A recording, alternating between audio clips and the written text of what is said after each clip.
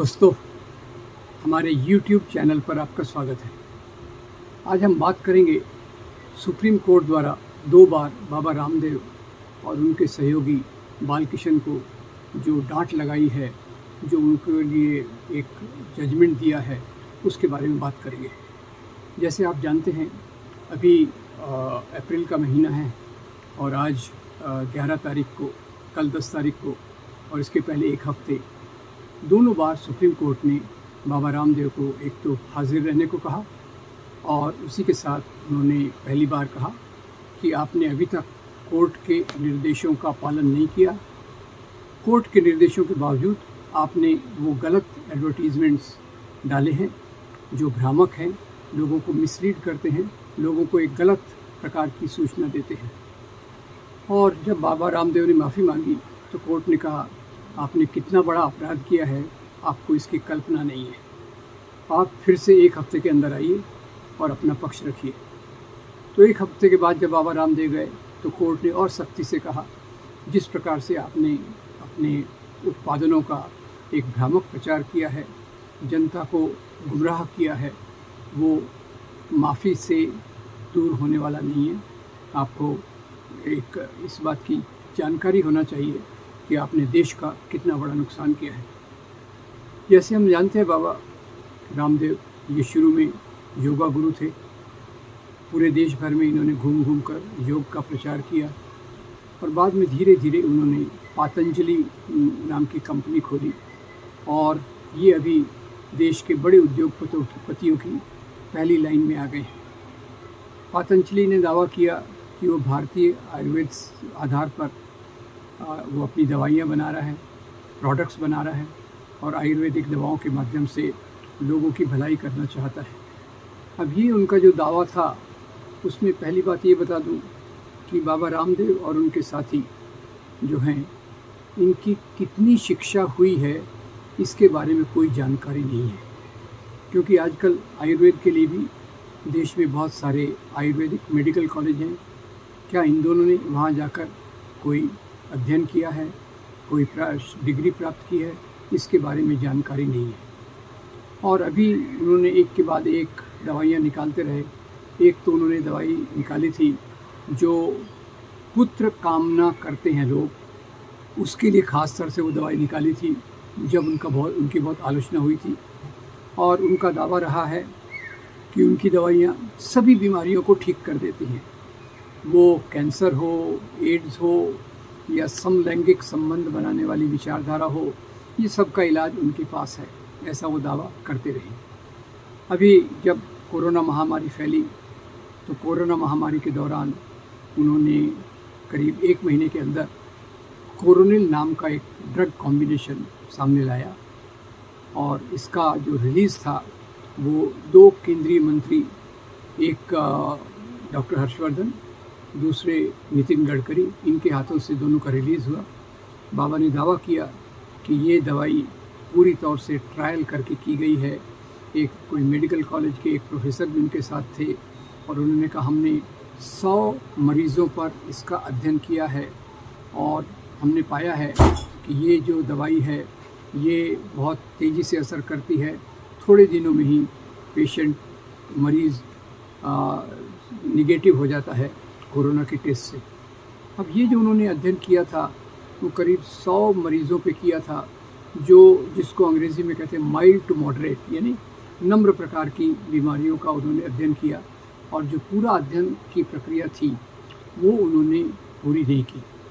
पूरे अध्ययन में जैसे जो आजकल का आधुनिक विज्ञान है, मेडिकल साइंस है, उसमें दवाइयों को कैसे इंट्रोड्यूस करते हैं, कैसे सब बाज़ार में लाते हैं, सबसे पहले उनकी बायोकेमिकल विश्लेषण होता है। उसके बाद बायोकेमिकल के बाद उसका एनिमल टेस्टिंग होता है और बाद में मरीज़ों पर डबल ब्लाइंड ट्रायल यानी मरीज़ों को 2 ग्रुप में बांटा जाता है।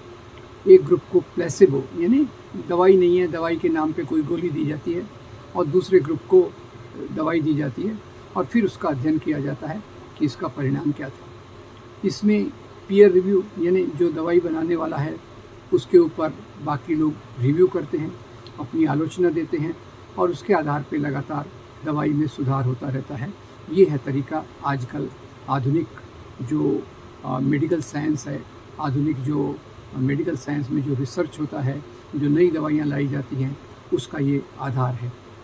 अब बाबा रामदेव और बालकृष्ण ने दावा किया कि ये भारतीय शिक्षा औद्योगिक प्रणाली पर बनाई हुई दवाई का कॉम्बिनेशन है, क्योंकि उसमें 3 डब्बे उन्होंने दिखाए थे उद्घाटन ये रिलीज़ के समय। और एक प्रकार से उन्होंने दावा भी किया पहले कि ये जो है इसको WHO विश्व स्वास्थ्य संगठन का इसको एक अनुमति प्राप्त है।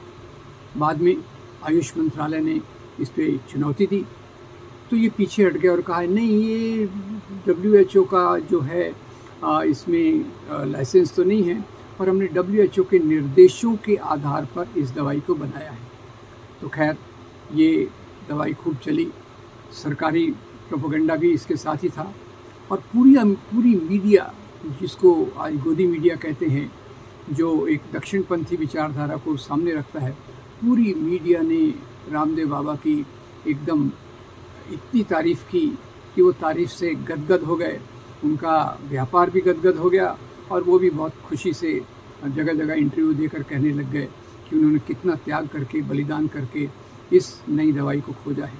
खैर उनकी तिजोरी भरती गई और इसी दौरान उनका जो आत्मबल, आत्मविश्वास इतना बढ़ गया कि उन्होंने कहा ये एलोपैथिक साइंस ये तो स्टूपिड है, यानी ये बिल्कुल बेकार है, जो दवाई है वो तो हमारे पास ही है। अब जब ये उन्होंने कहा, उसमें एक पृष्ठभूमि पहले बता दूं कि बाबा रामदेव जब ये भ्रष्टाचार विरोधी आंदोलन में इन्होंने भी एक बार अनशन किया था, तो भूख हड़ताल की थी, तो उन्होंने कहा मेरा तो योगा का शरीर है, 100-150 दिन तो मैं ऐसे ही निकाल लूँगा, ये उनका दावा था। पर भूख हड़ताल पर बैठने के तीसरे-चौथे दिन ही उनकी तबीयत बहुत ख़राब हो गई और उनको एलोपैथिक मेडिकल कॉलेज में एडमिट करना पड़ा। दूसरा, आचार्य बालकृष्ण, करीब अभी 1 साल के दौरान की बात है कि उनको भी कुछ हो गया था और एक मेडिकल कॉलेज के ICU में उनको भर्ती करना पड़ा। तो दोनों का दावा क्या है कि एलोपैथिक मेडिसिन तो बेकार है, जो कुछ है ज्ञान तो हमारे पास ही है और हमने उसकी उपलब्धि प्राप्त की है। अब इस बात से इंडियन मेडिकल एसोसिएशन के लोगों में काफ़ी नाराज़गी हुई। उन्होंने बाबा पर केस चलाया। बाबा को पूरी तौर से सरकार का संरक्षण था। वो जो अन्ना आंदोलन के समांतर इनका भी आंदोलन चल रहा था और चुनाव के पहले ये सरकार की एडवर्टीज़मेंट भी करते थे। मेरे ख्याल से 2014 में एक बड़ी महफिल में, बड़ी मीटिंग में उन्होंने कहा कि अभी तो पेट्रोल 60 रुपये मिलता है, अगर सरकार बदल जाएगी यानी बीजेपी की सरकार आ जाएगी तो आपको पेट्रोल 30 रुपये में मिलेगा, 30 रुपये लीटर मिलेगा। ऐसे ही उनके एक समांतर दूसरे बाबा हैं श्री श्री रविशंकर, उन्होंने भी दावा किया था अगर सरकार बदली यानी बीजेपी की सरकार आई तो डॉलर बिल्कुल सस्ता हो जाएगा। ऐसे और भी बाबा लोग आज समाज में हैं, कई तो जेल के अंदर हैं। आसाराम बाबू, गुरमीत राम रहीम इंसान, ये अपने कुकृत्यों के कारण जेल में हैं। और पहले भी अगर हम जानते हैं तो एक शंकराचार्य के ऊपर आरोप था मर्डर का, सत्य साईं बाबा पर भी एक उनके आश्रम में भी एक मृत्यु हुई थी। एक बात इनमें जो सामान्य है, इनका आत्मविश्वास बहुत महान होता है। ये लोगों को जब अंग्रेज़ी में कहते हैं हिप्नोटाइज करने में बहुत महारत इन्होंने हासिल की होती है और ये खूब धनवान होते हैं। सभी बाबा लोगों को देखिए, वो कहते हैं जगत मिथ्या है, इसमें क्या है, और उनकी जो संपत्ति है उसका कोई हिसाब नहीं है। खैर मैं विषय पर वापस आता हूँ। बाबा रामदेव, अब इन्होंने एलोपैथिक विज्ञान को बिल्कुल एक बेकार विज्ञान बताया। मुकदमा हुआ तो सुप्रीम कोर्ट ने काफ़ी दिनों बाद ये मुकदमे को सामने लिया और मुकदमे पहले उनको वार्निंग दी गई कि आपके जो विज्ञापन हैं वो सच्चाई से दूर हैं, ये लोगों को भ्रमित करने वाले हैं। इसके बावजूद बाबा का इतना अपने में आत्मविश्वास था कि मुझे सरकार का प्रश्रय है, ये सरकार जो चल रही है उसके मैं साथ में हूँ। उन्होंने कोर्ट की बात नहीं मानी और उनका विज्ञापन विभाग उसी प्रकार के विज्ञापन देते रहे। तो इसके बाद कोर्ट ने पहली बार उनको बहुत डांटा, इन्होंने माफ़ी मांगी, कोर्ट ने उस बात को स्वीकार नहीं किया। फिर अब पिछले हफ्ते फिर से वो जब गए तो कोर्ट ने उनको माफ़ी देने से इनकार कर दिया। अब ये हमारे देश की परिस्थिति है। इस प्रकार के और बहुत सारे आयुर्वेदिक और दूसरे मेडिकल सिस्टम्स में हैं। मैं मानता हूँ इनमें कईयों में कई महान चीज़ें होंगी, पर उनकी टेस्टिंग और उनको आधुनिक विज्ञान के रास्ते पर लाना एक बड़ा काम है जिसको करने की ज़रूरत है। उसको केवल आस्था के आधार पे, श्रद्धा के आधार पे समाज में लाना और एलोपैथिक विज्ञान जो तर्क से, रीज़न से, वैज्ञानिक सोच से बनता है, एक एक कदम पर फूंक फाँक के जो होता है उसका पीयर रिव्यू होता है। पीयर रिव्यू यानी मैंने कुछ बात कही तो बाकी मेडिकल फ्रेटर्निटी के लोग उस पर पूरी आलोचना करने के लिए स्वतंत्र हैं और उनकी आलोचना को मुझे सीरियसली गहराई से लेकर अपनी रिसर्च को बदलना पड़ता है। ये मेडिकल साइंस में है। अब यहाँ बाबा, आचार्य और बापू, इन लोगों की आप आलोचना कर नहीं सकते क्योंकि इन्होंने तो पवित्र कपड़े पहने हुए हैं। ये तो एकदम धर्म से अपने आप को जोड़ते हैं, श्रद्धा से अपने आप को जोड़ते हैं, तो इनकी आलोचना तो हो नहीं सकती। और इनका कहा हुआ वचन अंतिम वचन के रूप में लिया जाता है। ये उनका अहंकार सीमा पर बाबा रामदेव के रूप में दिखा। और अभी आगे क्या होगा ये देखने की बात है। पर मुख्य रूप से ये मैं कहना चाहूँगा कि ज़्यादातर बाबा, इस प्रकार के बाबा, ये दक्षिणपंथी विचारों से जुड़े होते हैं। श्रद्धा के आधार पर सोच, श्रद्धा के आधार पर दवाइयाँ, ये इनका एक हॉलमार्क रहता है, इनकी विशेषता रहती है। और ये जो हिंदू राष्ट्रवाद है उसके साथ लगातार उसके समांतर चलते हैं। पिछले 30 सालों से समाज में जो श्रद्धा के आधार पर जो एक चीज़ें चल रही हैं, राजनीति को भी उसी आधार पर खड़ा किया जा रहा है, जिससे देश का लोकतंत्र कमज़ोर हो रहा है। वैज्ञानिक सोच, साइंटिफिक टेम्पर, उसको कमज़ोर किया जा रहा है। तो एक तरफ से मैं देख रहा हूँ, एक तरफ से वो राजनीति जो धर्म के आवरण में चलती है और दूसरी तरफ से वो सोच जो धर्म के आवरण में चलता है और श्रद्धा के आधार पर दवाइयाँ बनाता है, श्रद्धा के आधार पर बाकी चीज़ों को रखता है। ये दोनों में एक समांतरता है और ये हमारे समाज के लिए बहुत खतरनाक है। सुप्रीम कोर्ट की सराहना की जाना चाहिए कि उसने पूरी हिम्मत से सच्चाई को के साथ समझौता नहीं किया और बाबा रामदेव जैसे लोगों को, जो इतने सालों से समाज में अपनी लगाए चले हैं बिना किसी वैज्ञानिक आधार पे, और वो जो कहते हैं ये वैज्ञानिक है, साइंटिफिक है। कहाँ से साइंटिफिक है? इनको क्या समझ है विज्ञान की, इसके बारे में पूरी शंका है। खैर, उनका व्यापार बहुत सफल हुआ, वो बड़े उद्योगपति बन गए हैं, पर किस आधार पे? हमारी समाज में वैज्ञानिक सोच सबसे महत्वपूर्ण चीज़ है और उसको ख़त्म करके कोई भी चीज़ होना नहीं चाहिए। ख़ास तौर से स्वास्थ्य के क्षेत्र में श्रद्धा के आधार पे दवाइयाँ ये काफ़ी ख़तरनाक हो सकती हैं और इससे हमको बच के रहना चाहिए।